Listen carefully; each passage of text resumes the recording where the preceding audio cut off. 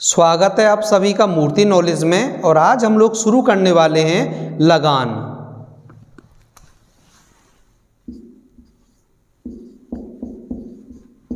लगान लगान लगान से आशय उस भुगतान से है जो किसी भौतिक वस्तु के प्रयोग के बदले में एक निश्चित समय अवधि में उस भौतिक वस्तु के स्वामी को किया जाता है, लगान कहलाता है। जैसे कि मकान, खान और भूमि या भूमि का टुकड़ा आदि के प्रयोग के बदले में इनके स्वामियों को जो भी भुगतान किया जाता है वो लगान कहलाता है। लगान को अच्छे से समझने के लिए हम इनमें से एक मकान का एग्जाम्पल लेते हैं। मान लीजिए कि जो मकान मालिक है, मकान को बनाने के लिए उसने सबसे पहले भूमि खरीदी और भूमि खरीदकर उसने मकान बनाना शुरू किया।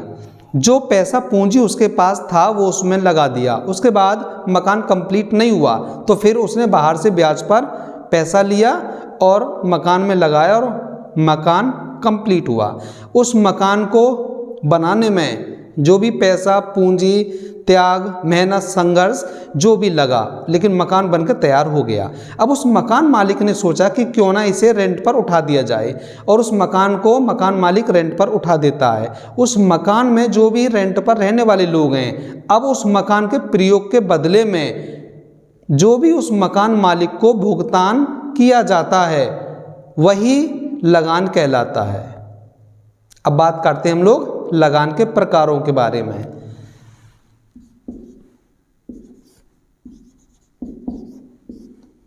लगान के जो प्रकार हैं, लगान के 3 प्रकार हैं। पहला प्रकार है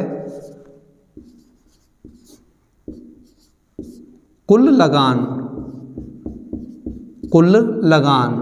और जो दूसरा प्रकार है वो है आर्थिक लगान,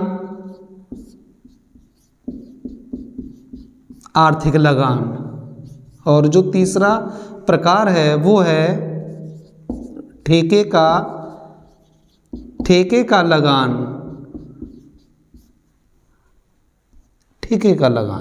तो पहले हम लोग डिस्कस करेंगे कुल लगान पर।